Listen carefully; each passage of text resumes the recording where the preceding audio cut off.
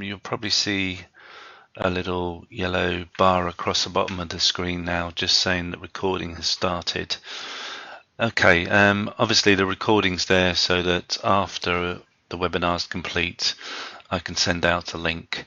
I'll probably put that on Yammer, and then if you want to watch the whole thing back at a slower pace, you can do so. All right, this afternoon's webinar is on anonymous marking in Moodle.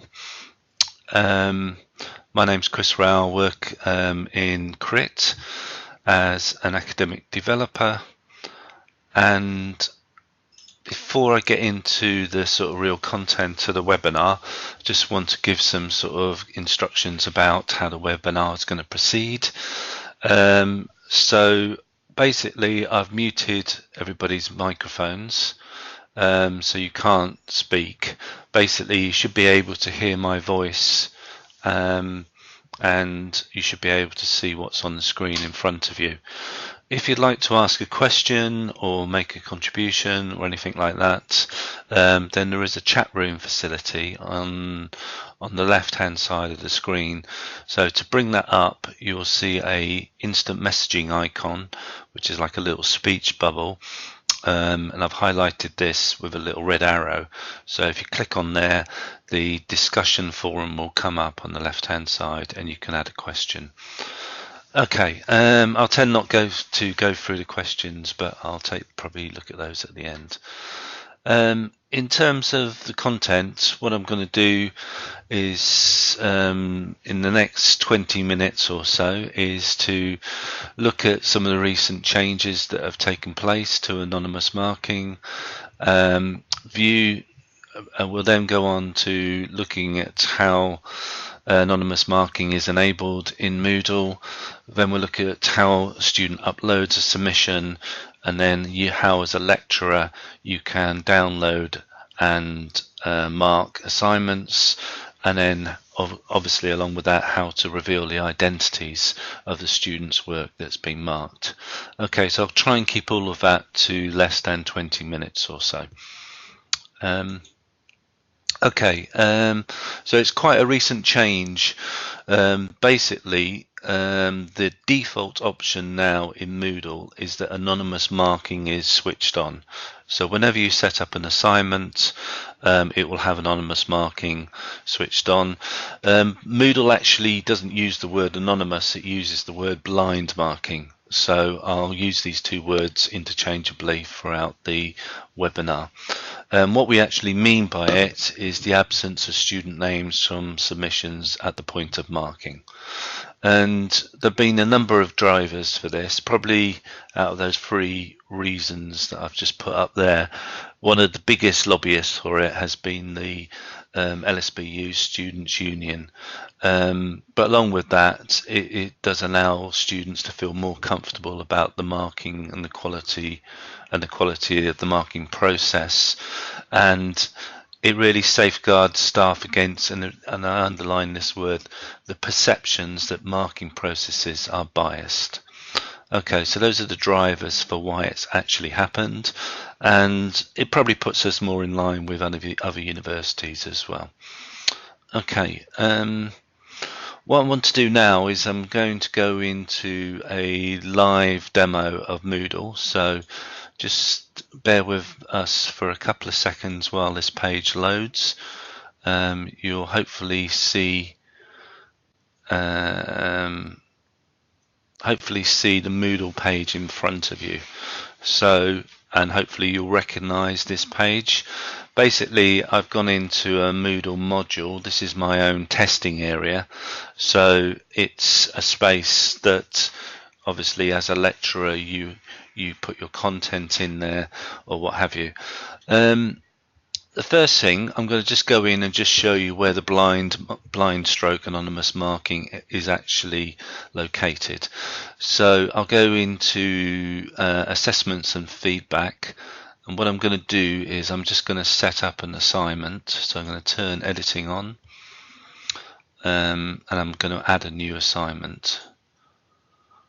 So I choose assignment, click on the add button, and I've got several assignments in there at the moment, so I'm going to call this assignment 8.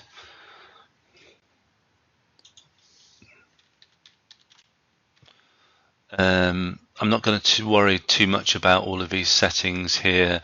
Obviously the most important thing is the due date when you're setting up all of these details. But if we scroll down, and you'll see the heading grade. So if I click on here,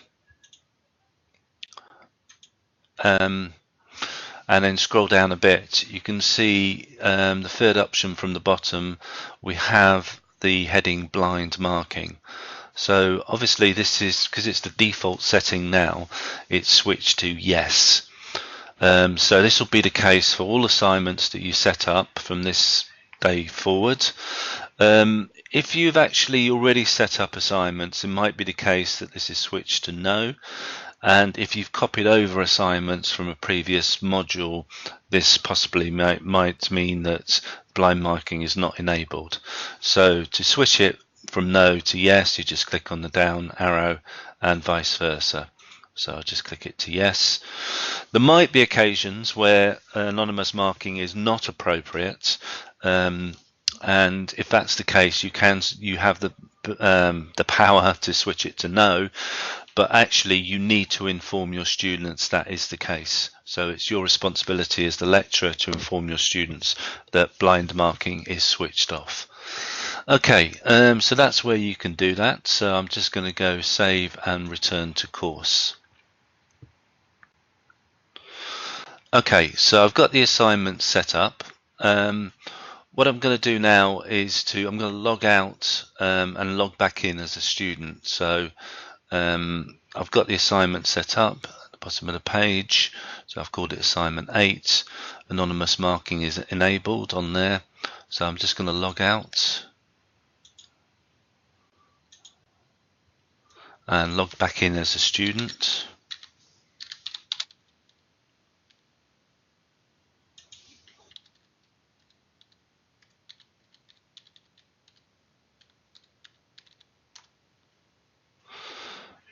I'll go back to the module, go to where I've just set up the assignment. So that was assignment 8. And I'm going to add a submission. So click on the add a submission box.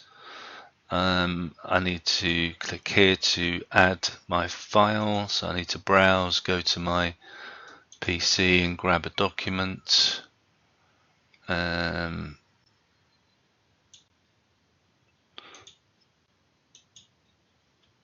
then upload, save changes. And then again, this from a lecturer's perspective, you won't see this. From a student to actually hand in their piece of work when they've made all their changes, they click the hand in submission button. So it's the second button at the bottom of the page. So hand in submission, they confirm that it's their own work and go continue. And then the student gets a green bar across the page to show that their submission has worked. Okay, so what I'm going to do now is log out as a student. So I'm going to log out and then log back in again as myself, as the lecturer.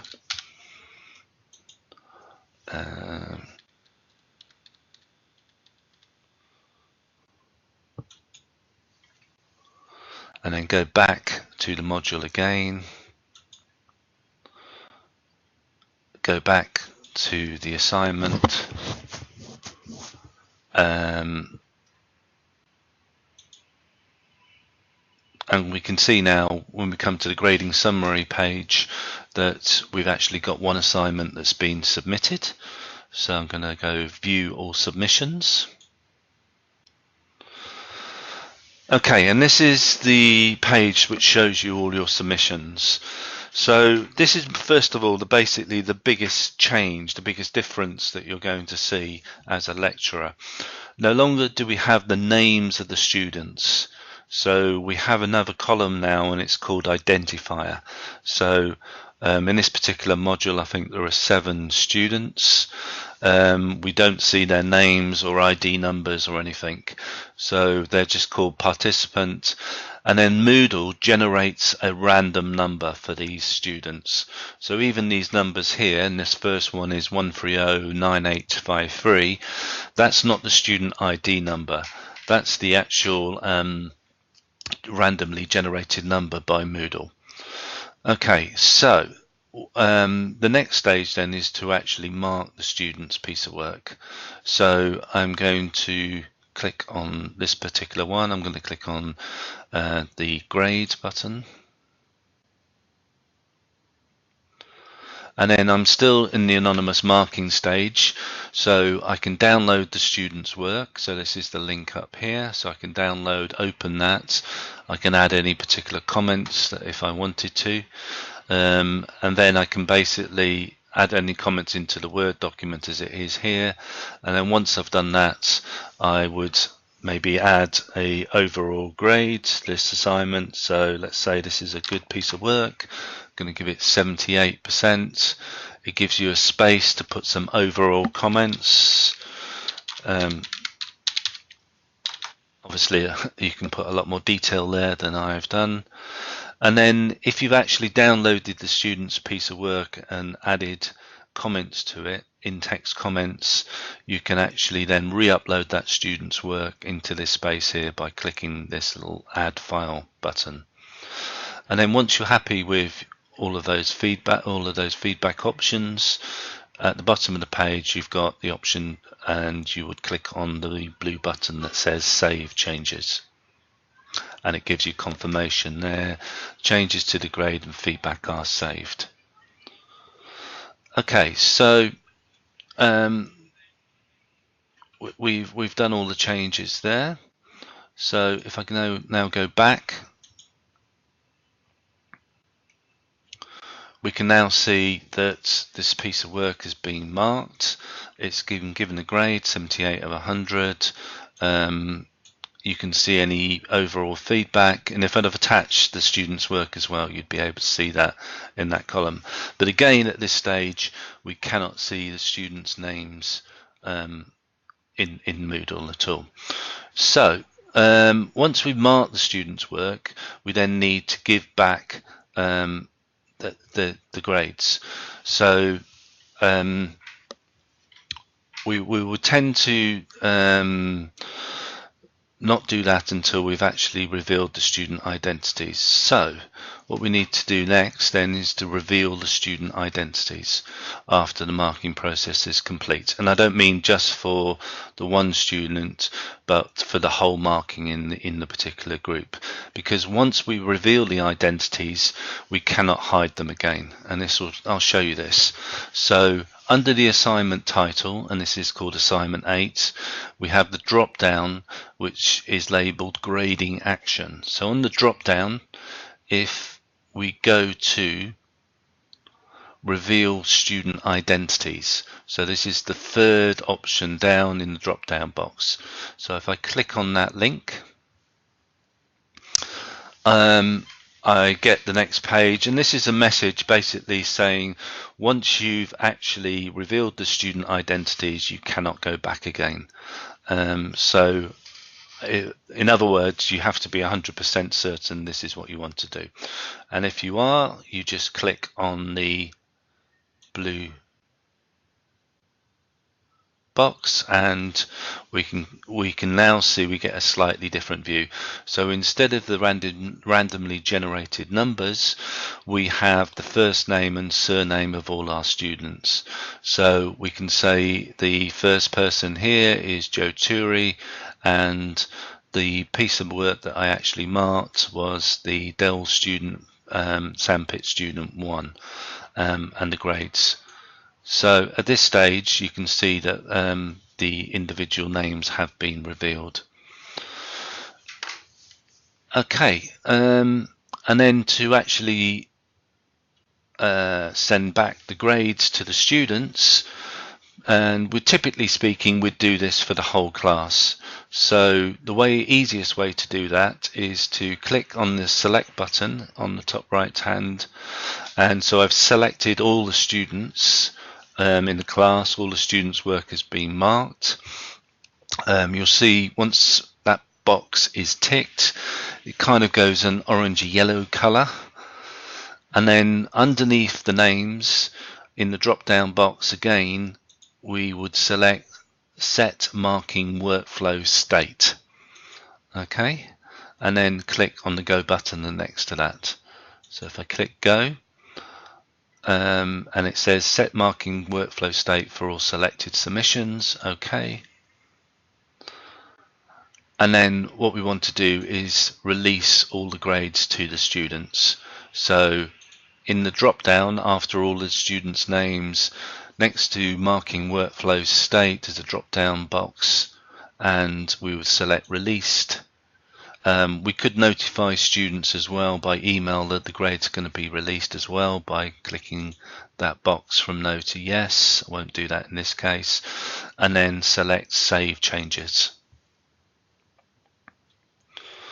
So you can see now the status, which is this particular column that I'm highlighting here. The status has now changed from not being marked to being released. So the grades, you know that the grades are being released, and then the students can actually pick up their grades in Moodle. Okay, so that's the whole process, the cycle from setting up the assignment, enabling or showing where the default option is for the anonymous stroke blind marking, the student submitting the work, you as the lecturer marking the student's work, revealing the students' identities, and then releasing the grades back to the students. So it is a fairly simple process once you've done it once or twice. Okay, I think that's it in terms of showing you what my overall intention was in terms of the live Moodle demo. So what I'm going to do now is just go back to the slides again. So I just can see in the chat room box as well that I can see there's a question about whether the session is being recorded, and it is. So what I tend to do after all of these webinars is record it, put a link up. I'll put the link up on Yammer, so I'll do that in the next hour or so, and then if you want to watch the video back again at a slower pace, you can do so. Okay, so I've moved back to my slides now, so you will probably see we've come out of the live demo of Moodle. If you need further help, then the blue button in Moodle on the top left hand corner of the page is a really useful page. So if you click on there, there are 3 places where you can go to get help. The first is a link to all our training guides.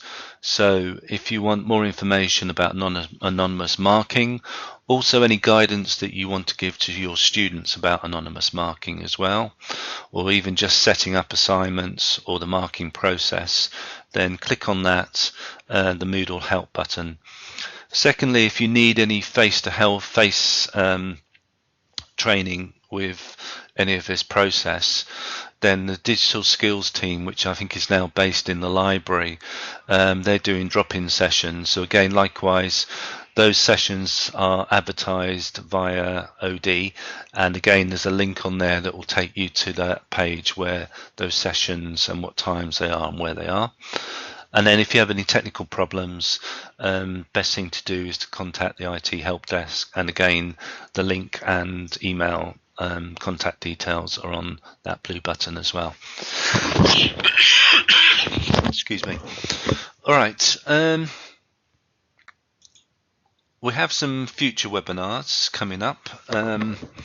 So this is probably the last one on anonymous marking for a little while. But we've got some other webinars coming up on approaches to providing electronic feedback. So that will focus in on rubrics, how to set up a rubric in Moodle, how to mark your students' work, and how to give feedback in a rubric. The second one, what's new in Moodle, that will probably repeat it again towards the end of this that term.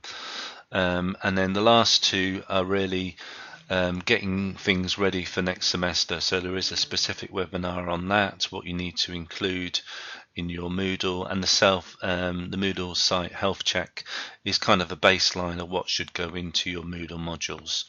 So all of those will be advertised on Yammer.